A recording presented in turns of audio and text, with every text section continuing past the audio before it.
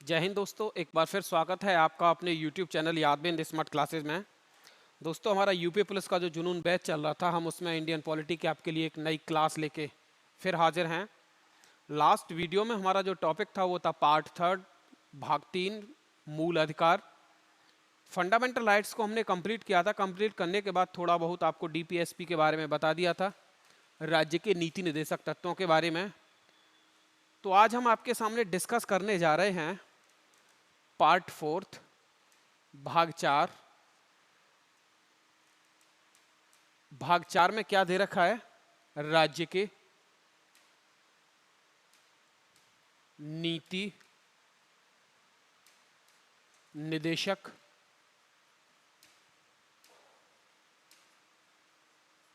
तत्व। राज्य के नीति निदेशक तत्व, directive principles of state policy, जिन्हें शॉर्ट फॉर्म में हम DPSP बोल देते हैं। इसके जो अनुच्छेद दे रखे हैं वो अनुच्छेद 36 से लेके अनुच्छेद 51 तक, अनुच्छेद 36 से लेके अनुच्छेद 51 तक राज्य के नीति निर्देशक तत्वों का वर्णन किया गया है। जैसे हमने फंडामेंटल राइट्स को पढ़ा था, फंडामेंटल राइट्स जो प्रोवाइड किए जाते थे वो सिटीजन्स के लिए थे, नागरिकों के लिए, और कुछ फंडामेंटल राइट हमारे ऐसे थे जो फॉरेनर्स को भी दिए जाते थे, जो दूसरे देशों के व्यक्ति भारत में आके रह रहे हैं उन्हें भी यह दिए जाते थे। DPSP की अगर बात की जाए तो यह नागरिकों के लिए नहीं दिए जाते हैं। यह किसको दिए जाते हैं? तो राज्य के नीति निर्देशक तत्व जो दिए जाते हैं यह राज्य के लिए होते हैं। किसके लिए होते हैं? राज्य के लिए। ठीक है। दूसरा, हमारे मूल अधिकारों का जब हनन होता था तो मूल अधिकारों के बचाव में हम सुप्रीम कोर्ट और हाई कोर्ट जा सकते थे, लेकिन राज्य के नीति निर्देशक तत्वों के अगर हनन होगा तो कोई भी व्यक्ति सुप्रीम कोर्ट और हाई कोर्ट नहीं जा सकता है। क्यों नहीं जा सकता है? क्योंकि इसका अगर हनन होता है तो इसको कौन देखेगा? राज्य देखेगा। यह नागरिकों के लिए नहीं है, इसलिए नागरिक इनके बचाव में, इनकी रक्षा में ना तो सुप्रीम कोर्ट जा सकता है ना ही हाई कोर्ट जा सकता है। ठीक है।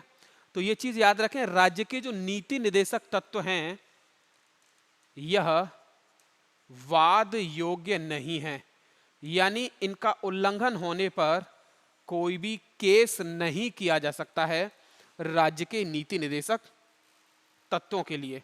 दूसरा, एक चीज आप और याद रखें कि राज्य के जो नीति निर्देशक तत्व हैं यह भारत के संविधान में कहां से लिए गए? तो भारत के संविधान में इन्हें जो जोड़ा गया है वह आयरलैंड के संविधान से जोड़ा गया है। किसके संविधान से जोड़ा गया है? आयरलैंड के संविधान से जोड़ा गया है। दूसरा, राज्य के नीति निर्देशक तत्वों को शामिल करने के पीछे हमारे संविधान सभा के जो निर्माता थे उनका उद्देश्य क्या था? तो राज्य के नीति निर्देशक तत्वों को शामिल करने के पीछे संविधान सभा के जो निर्माता थे उनका जो उद्देश्य था वह यह था कि एक भारत को एक कल्याणकारी राज्य बनाना। क्या बनाना?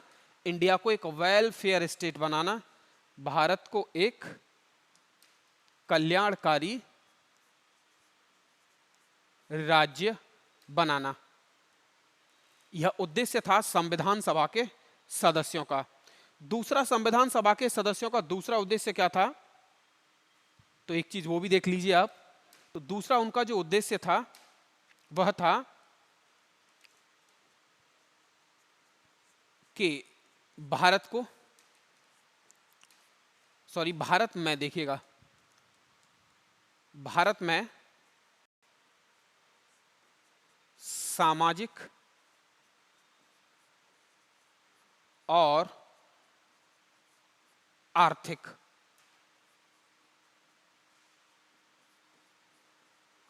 प्रजातंत्र स्थापित करना। ठीक है। दूसरा उद्देश्य क्या था इसका? कि भारत में सामाजिक और आर्थिक प्रजातंत्र स्थापित करना। यह भी राज्य के नीति निर्देशक तत्वों का एक मुख्य उद्देश्य था। ठीक है।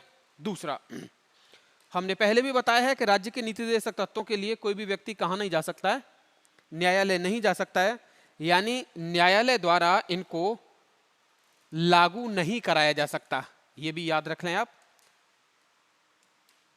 राज्य के नीति निर्देशक तत्वों को न्यायालय द्वारा लागू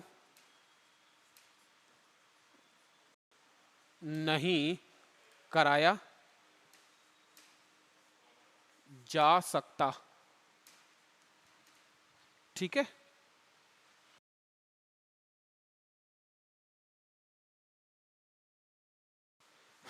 तो यहां तक आप लोगों के समझ में आ रहा होगा। दोस्तों कुछ टेक्निकल इश्यू आ रहा है जिसकी वजह से आपके प्रॉपर जो लाइव क्लास है वो नहीं मिल पा रही है।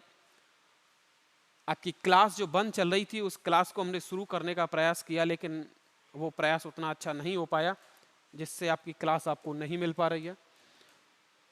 तो आपकी क्लासें बंद न हो इसके लिए हमने क्लासों का जो प्रोग्राम है वो दूसरे तरह से आपको क्लास पहुंचाने की कोशिश की जा रही है। तो जुड़े रहिए। आप इस तरह से पढ़ने में थोड़ी आपको अजीब लग सकता है, लेकिन फिर भी आप पढ़िए, और कोई समस्या है, कोई समझ में नहीं आ रहा है, तो फिर आप उसको कमेंट में अपना सवाल छोड़ सकते हैं, उसका जवाब देने का पूरा प्रयास किया जाएगा। ठीक है। दूसरा, तो हम आगे बढ़ते हैं। पहले अब आर्टिकल्स की तरफ बढ़ते हैं कि आगे आर्टिकल्स में क्या दे रखा है। तो अनुच्छेद 36 से लेकर 51 तक थे राज्य के नीति निर्देशक तत्व। तो हम बात करेंगे पहले अनुच्छेद 36 की, आर्टिकल 36। आर्टिकल 36 में क्या दे रखा है? तो आर्टिकल 36 में दे रखा है आपका राज्य की परिभाषा, डेफिनेशन ऑफ स्टेट, राज्य की परिभाषा। मैं एक बात आपको बताना चाहूंगा, जब हमने फंडामेंटल राइट्स को स्टार्ट किया था तो वहां पे भी आर्टिकल 12 में अनुच्छेद 12 में हमने डेफिनेशन ऑफ स्टेट, राज्य की परिभाषा को पढ़ा था। जो राज्य की परिभाषा अनुच्छेद 12 में दे रखी थी वही राज्य की परिभाषा दे रखी है किसमें? आर्टिकल 36 अनुच्छेद 36 में। ठीक है, क्योंकि ये राज्य के जो नीति निर्देशक तत्व प्राप्त हैं वो किसको प्राप्त हैं? राज्य को प्राप्त हैं। इसीलिए राज्य की जो डेफिनेशन है, जो परिभाषा है, वो किसमें दे रखी है? आर्टिकल 36 में। तो आप एक बार उसको देख सकते हैं, वीडियो को, आर्टिकल 12 को उसमें देख सकते हैं। फंडामेंटल राइट की जो फर्स्ट वीडियो है उसी में डेफिनेशन ऑफ स्टेट को डिस्कस किया गया है। अगर उसके बाद भी कुछ समझ में नहीं आता तो फिर आप कमेंट में अपना सवाल छोड़ सकते हैं। ठीक है। दूसरा, आगे हमारा जो आर्टिकल आता है वह है आर्टिकल नंबर 37। अनुच्छेद 37 में क्या है? अनुच्छेद 37 में दे रखा है कि संसद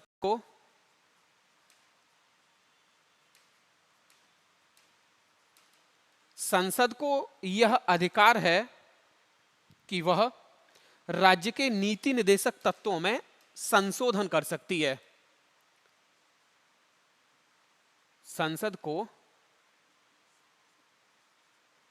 यह अधिकार है कि वह राज्य के नीति निर्देशक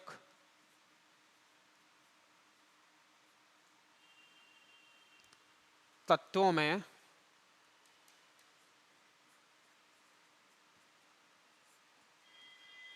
संशोधन कर सकती है। यानी किसी भी नीति निर्देशक तत्व में अगर बदलाव करना है तो उसको बदलाव करने की जो शक्ति है वह किसके पास है? संसद के पास है। यह आर्टिकल कौन सा कहता है? यह आर्टिकल कहता है 37। ठीक है।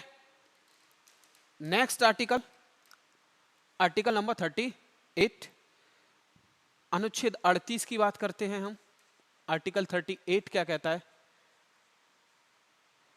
Sorry, article number 38। तो दोस्तों 38 आपका यह कहता है कि राज्य का यह कर्तव्य होगा, यानी राज्य का कर्तव्य, राज्य के कर्तव्य के बारे में बताता है। कौन सा? आर्टिकल नंबर 38 क्या बताता है? कि वे लोगों के कल्याण के लिए सामाजिक, आर्थिक और राजनीतिक न्याय के लिए कार्यक्रम चलाए। क्या कहता है? कि वे लोगों के कल्याण के लिए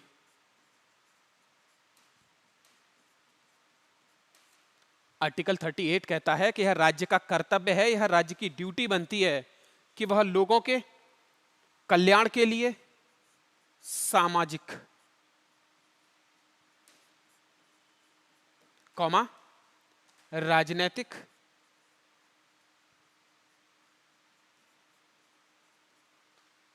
सामाजिक, कौमा राजनीतिक और आर्थिक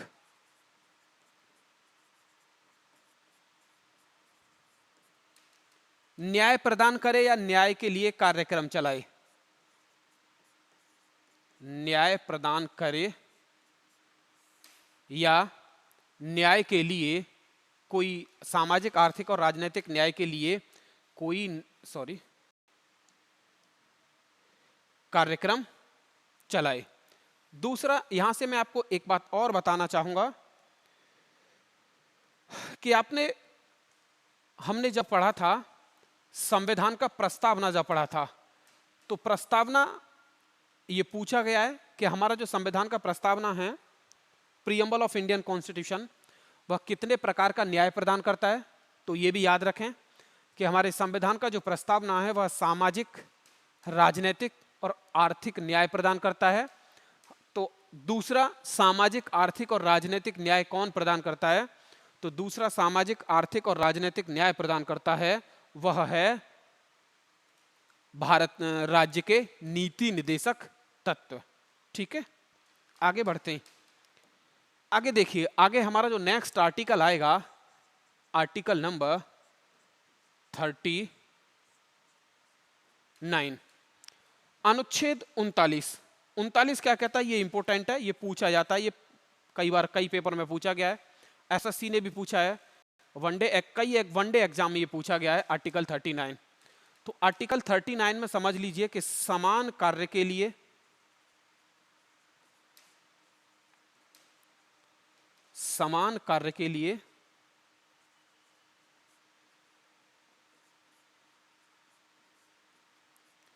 समान वेतन। ठीक है, चाहे महिला हो चाहे पुरुष हो, अगर वह समान कार्य करते हैं तो उनको क्या किया जाएगा? समान वेतन दिया जाएगा। ठीक है। दूसरा, जो भौतिक साधन होंगे, भौतिक साधनों के स्वामित्व और नियंत्रण की ऐसी व्यवस्था की जाएगी जो अधिक से अधिक लोगों के पास पहुंच सकें। ठीक है, हमारे जो भौतिक साधन होंगे, इसी में आता है यह, हमारे जो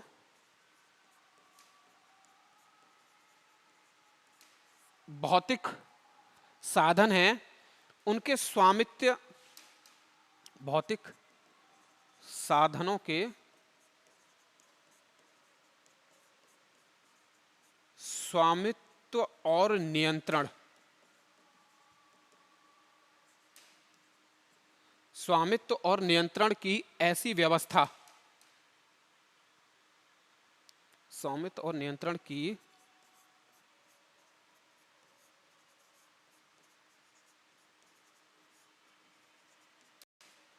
यानी राज्य भौतिक साधनों के स्वामित्व और नियंत्रण की ऐसी व्यवस्था करेगा जो अधिक से अधिक सार्वजनिक हो, जो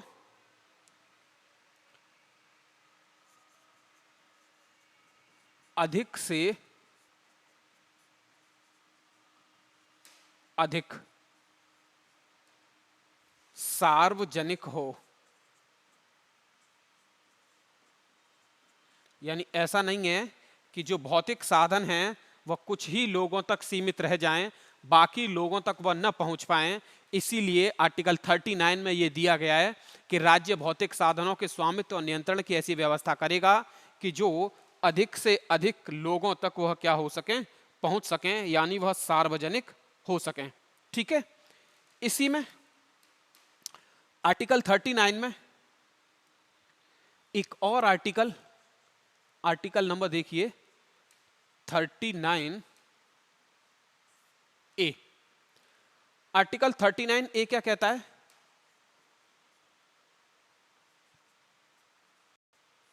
समान न्याय और निःशुल्क, समान न्याय और निःशुल्क विधिक सहायता कर लीजिए तो थोड़ा सही लगता है। समान न्याय और निःशुल्क विधिक सहायता,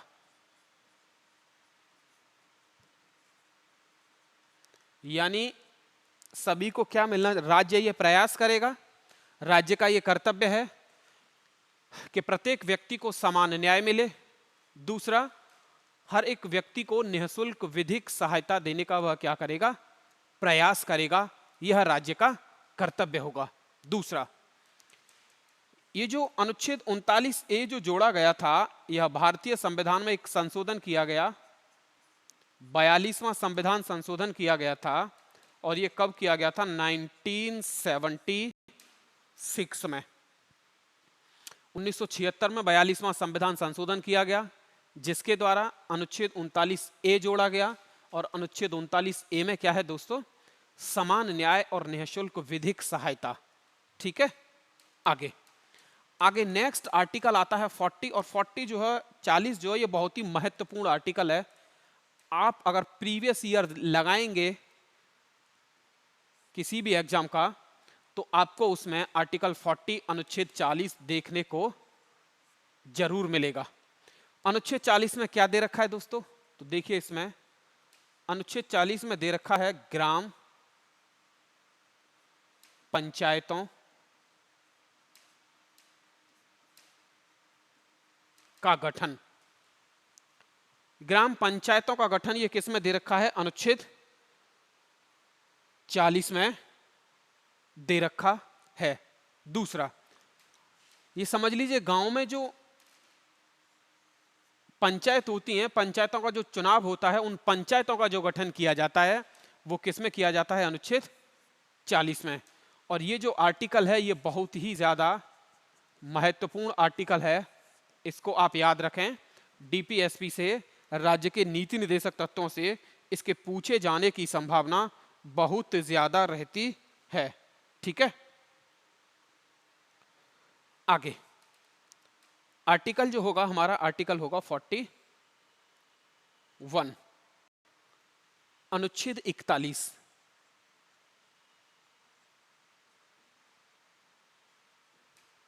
आर्टिकल 41 में क्या दे रखा है? कार्य पाने का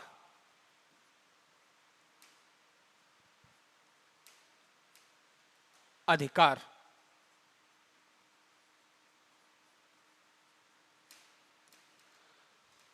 आर्टिकल 41 अनुच्छेद 41 क्या कहता है कि कार्य पाने का अधिकार, यानी सभी नागरिकों को अपनी योग्यता के अनुसार कार्य पाने का अधिकार है।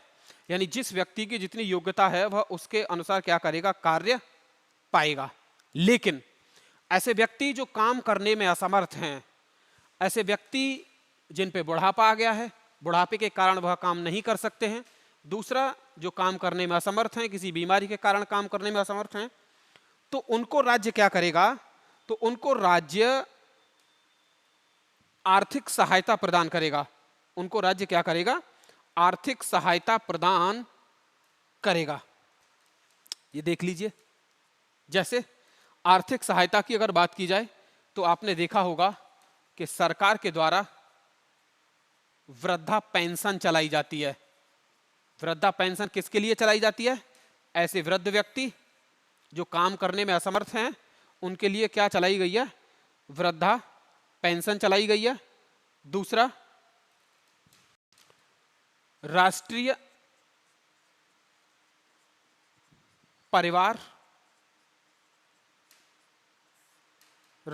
परिवार लाभ योजना, यानी ऐसे व्यक्ति जो काम करने में असमर्थ हैं, जो काम करने में सक्षम नहीं हैं, उनके लिए एक और योजना है, राष्ट्रीय परिवार लाभ योजना।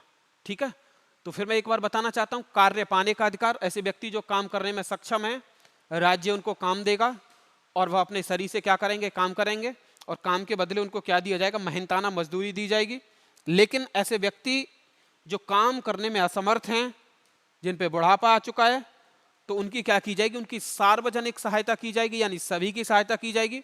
और इसी के लिए सरकार द्वारा चलाया जाता है वृद्धा पेंशन या राष्ट्रीय परिवार लाभ, जो परिवारों को क्या करता है? लाभ देता है। ठीक है, आगे नेक्स्ट आर्टिकल है 42, अनुच्छेद 42।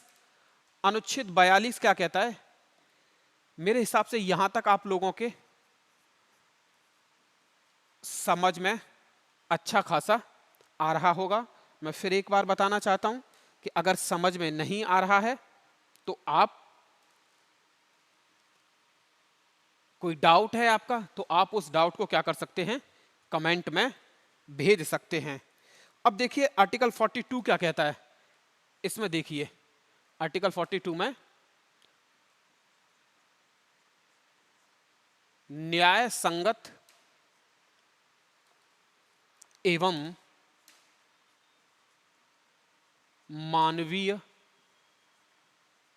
न्याय संगत एवं मानवीय दशाएं।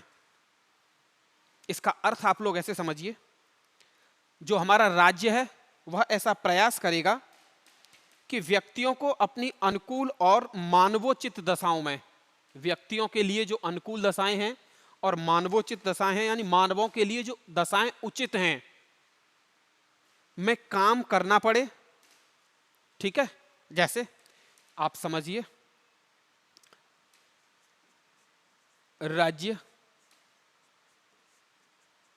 ऐसा प्रयत्न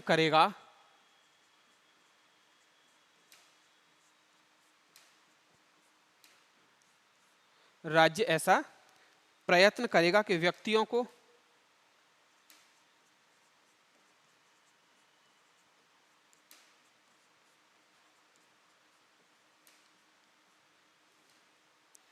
अपनी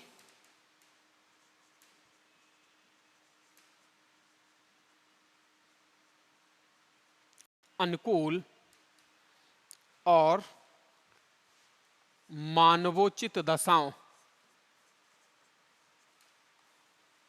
अनुकूल और मानवोचित दशाओं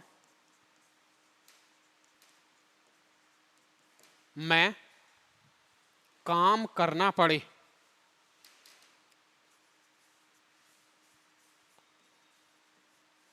ठीक है, यानी व्यक्तियों के काम करने के लिए जो काम अनुकूल है, मानव के लिए जो दशाएं उचित हैं, उसमें ही व्यक्ति काम करे, ऐसा राज्य प्रयास करेगा। यह राज्य का एक कर्तव्य भी आप समझ सकते हैं। ठीक है, दूसरा, महिलाओं के लिए जो मैटरनिटी हेल्प, जो प्रसूति सहायता दी जाती है, महिलाओं के लिए मैटरनिटी हेल्प, जो प्रसूति सहायता दी जाती है, वो किस में दी जाती है? आर्टिकल 42 में ही उसके लिए प्रोविजन है, प्रावधान है। ठीक है, मेरे हिसाब से यहां तक आप लोगों के समझ में आ रहा होगा। आगे बढ़ते हैं। आगे जो हमारा नेक्स्ट आर्टिकल है वह है आर्टिकल 43, अनुच्छेद 43। ये भी एक इंपॉर्टेंट है। इसमें क्या दे रखा है? कार्य करने के लिए कार्य करने के लिए न्यूनतम मेहनताना,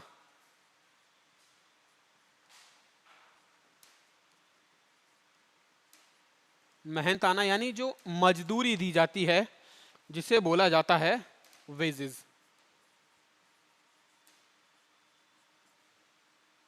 मेहनताना देना राज्य का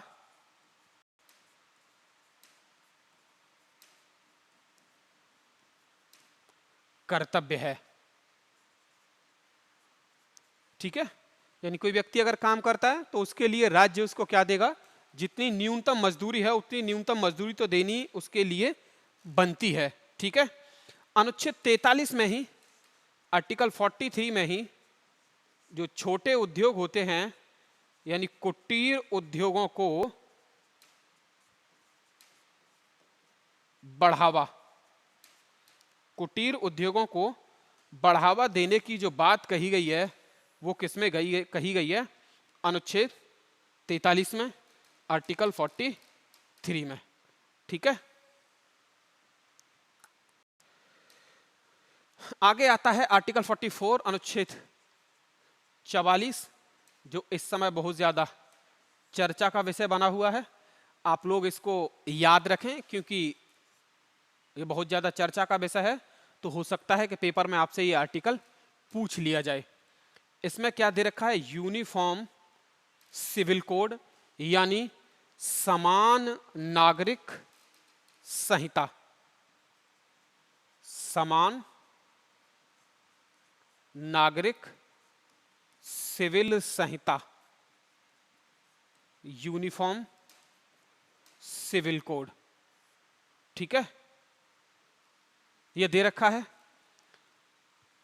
यानी यूनिफॉर्म सिविल कोड क्या है, एक तरह से आप इसे ऐसे समझ सकते हैं कि यह समान नागरिक यानी सभी नागरिकों के लिए एक समान कानून हो सकता है अगर ये लाया जाए तो। जैसे हिंदू धर्म में तलाक जो है देने का वो दूसरी प्रक्रिया है, मुस्लिम धर्म में दूसरी प्रक्रिया है, तो यहां दोनों धर्मों में जो तलाक देने की प्रक्रिया अलग अलग हैं, अगर यूनिफॉर्म सिविल कोड होगा तो दोनों की तलाक देने की प्रक्रिया क्या हो सकती है, एक हो सकती है।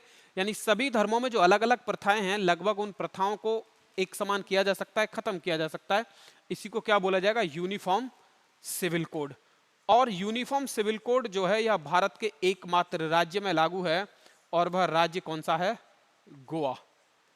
गोवा में यह यूनिफॉर्म सिविल कोड क्या है, लागू है। और सॉरी,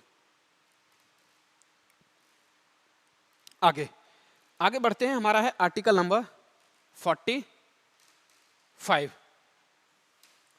अनुच्छेद 45।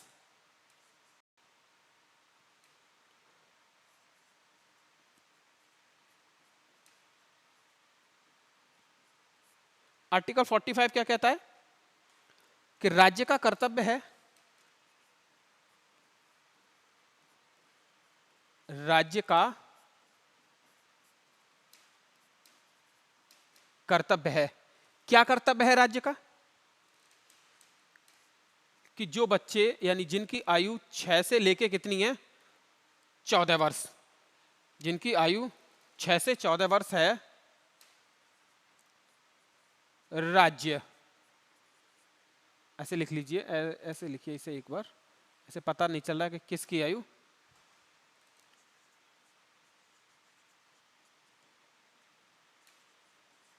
बच्चों की आयु 6 से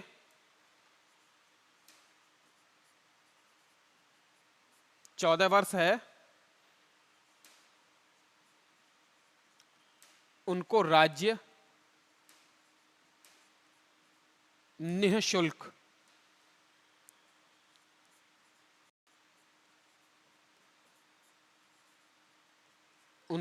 निःशुल्क शिक्षा प्रदान कराएगा। ठीक है, यह राज्य का कर्तव्य है कि जिन बच्चों की आयु 6 से और 14 वर्ष के बीच में है उनको राज्य क्या करेगा, निःशुल्क एवं अनिवार्य शिक्षा प्रदान करेगा, फ्री एंड कंपल्सरी एजुकेशन। ये आर्टिकल कौन सा कहता है? ये आर्टिकल कहता है 45। नेक्स्ट आर्टिकल है आपका 46।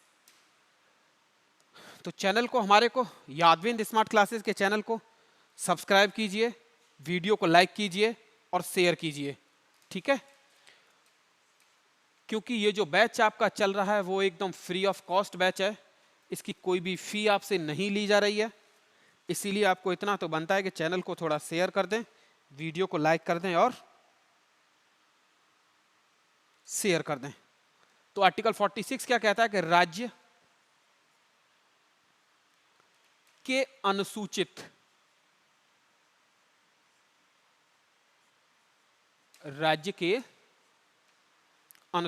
जाति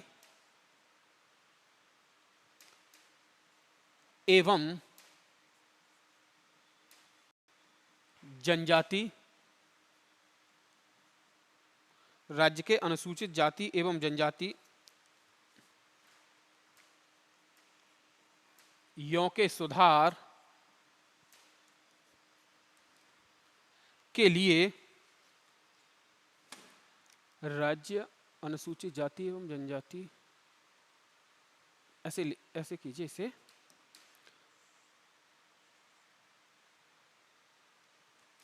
यानी राज्य अनुसूचित जाति एवं जनजातियों के सुधार और कल्याण के लिए कार्यक्रम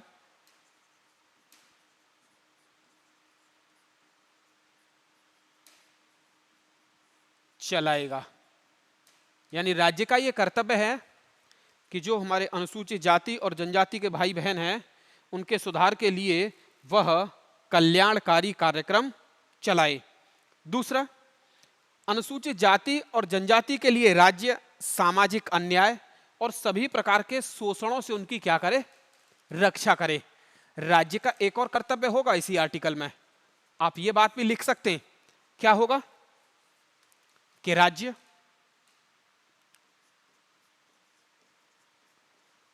अनुसूचित जाति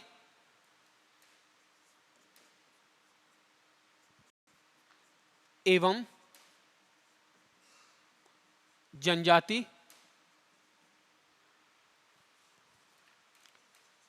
को सामाजिक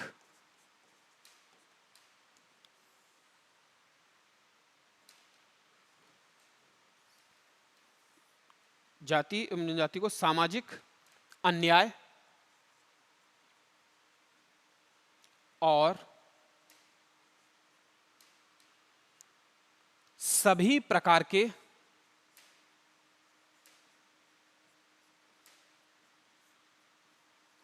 शोषण, राज्य अनुसूचित जाति एवं जनजाति को सामाजिक और अन्य सभी प्रकार के शोषण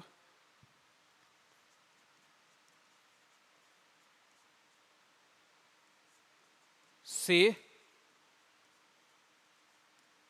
उनकी रक्षा करे। यह किसका कर्तव्य होगा? यह कर्तव्य होगा दोस्तों राज्य का, ठीक है? आगे नेक्स्ट आर्टिकल आता है 47, यानी अनुच्छेद 47। यह भी एक इंपॉर्टेंट आर्टिकल है, अनुच्छेद 47। 47 क्या कहता है? राज्य द्वारा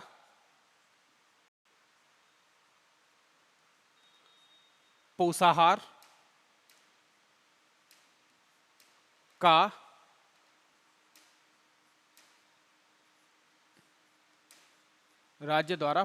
का स्तर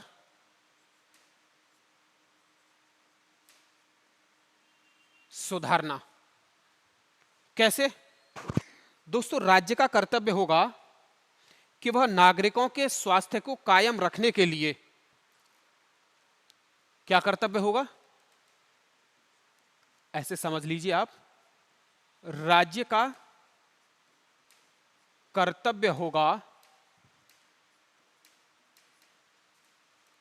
कि वह नागरिकों के स्वास्थ्य के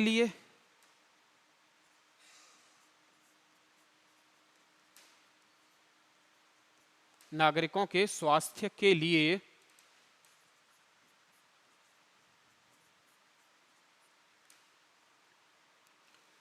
किसी भी खाद्य पेय पदार्थ पर रोक लगा सकता है। समझ रहे हैं इस बात को? यानी राज्य पोषाहार के स्तर को जब सुधारेगा तो राज्य क्या करेगा कि राज्य अपने यहां किसी भी खाद्य पदार्थ पे जो नागरिकों के लिए, हेल्थ के लिए हानिकारक है, स्वास्थ्य के लिए हानिकारक है, उन पे क्या कर सकता है? रोक लगा सकता है। पेय पदार्थों पे रोक लगा सकता है। पेय पदार्थ जैसे राज्य शराब पर रोक लगा सकता है, राज्य ड्रग्स पर रोक लगा सकता है। और आपने जैसे देखा भी है कि बिहार में शराब बंद है, और बिहार में जो शराब बंद की गई है वो किस आर्टिकल के तहत की गई है? तो वह है आर्टिकल 47। ठीक है, आगे नेक्स्ट आर्टिकल है दोस्तों आर्टिकल 48, अनुच्छेद 48। 48 क्या कहता है? आर्टिकल 48 अनुच्छेद 48 कृषि एवं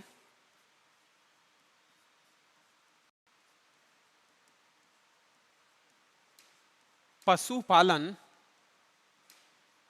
संगठन, यानी राज्य का यह कर्तव्य है, राज्य की यह ड्यूटी बनती है कि राज्य कृषि को बढ़ावा दे। और किसको बढ़ावा देगा? पशुपालन को। कैसे? राज्य का यह कर्तव्य है कि खेती के लिए नई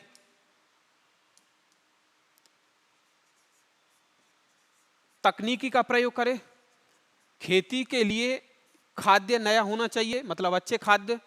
दूसरा, खेती के लिए नए बीज, यानी नए बीज नहीं, ऐसे ऐसे कीजिए, उन्नत बीज।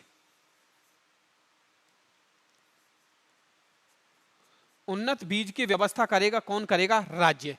ये राज्य का क्या है? कर्तव्य। पशुपालन को बढ़ावा देने के लिए राज्य पशुओं की नस्ल में सुधार करेगा। राज्य दुधारू पशुओं की जो नस्लें हैं उनको क्या करेगा? थोड़ा संरक्षण दे, जिससे कि दुधारू पशु ज्यादा पैदा किए जा सकें। दूसरा, इसी आर्टिकल 48 में अनुच्छेद 48 में कोई भी राज्य गौ हत्या या गौवध, कोई भी राज्य गौवध पर रोक लगा सकता है।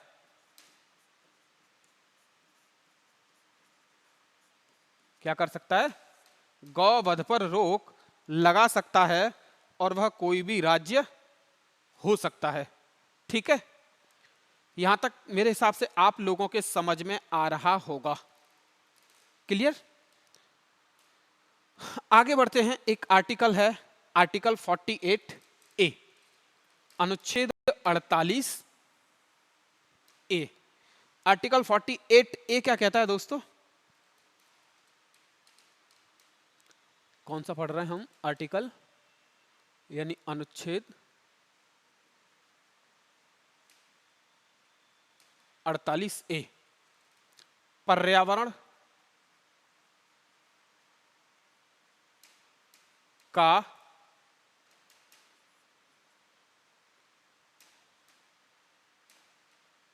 का संरक्षण एवं संवर्धन। ठीक है, यानी राज्य का यह कर्तव्य होगा कि हमारे पर्यावरण को राज्य बचाए, पर्यावरण की सुरक्षा करे और पर्यावरण का क्या करे? संवर्धन करे। ये किस आर्टिकल में बताया गया है? यह बताया गया है आर्टिकल 48 ए में। दोस्तों आर्टिकल 48 ए को जो ऐड किया गया था वह किया गया था 42वें संविधान संशोधन 1976 के द्वारा, यानी 42वां संविधान संशोधन 1976 किया गया, जिसके तहत आर्टिकल 48 अनुच्छेद 48 ए को जोड़ा गया। आगे आपका आता है आर्टिकल नंबर 49 अनुच्छेद 39। अनुच्छेद 39 क्या कहता है? राष्ट्रीय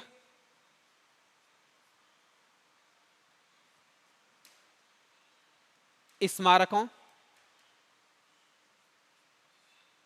की रक्षा करना। यानी राष्ट्रीय स्मारक कौन से होंगे दोस्तों? राष्ट्रीय स्मारक वह होंगे जो संसद द्वारा महत्व के घोषित किए गए हैं। ऐसे भवन, ऐसे स्मारक जो संसद द्वारा महत्व के घोषित किए गए हैं, राज्य उनकी क्या करेगा दोस्तों? रक्षा करेगा। उनको कोई भी तरह की हानि न पहुंचे, राज्य इसके लिए क्या करेगा? प्रयास करेगा कि उनको किसी भी तरह की हानि न पहुंचे। ठीक है, आगे है दोस्तों डीपीएसपी में आर्टिकल नंबर 50 अनुच्छेद नंबर 50। यह भी एक महत्वपूर्ण अनुच्छेद है और इसमें क्या दे रखा है? कार्यपालिका का न्यायपालिका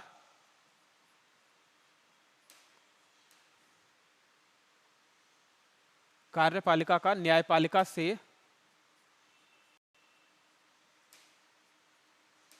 पृथक्करण, यानी कार्यपालिका को न्यायपालिका से अलग किया गया है। वो किस आर्टिकल में बताया गया है? Article number 50। और कार्यपालिका और न्यायपालिका को हम पहले ही डिस्कस कर चुके हैं।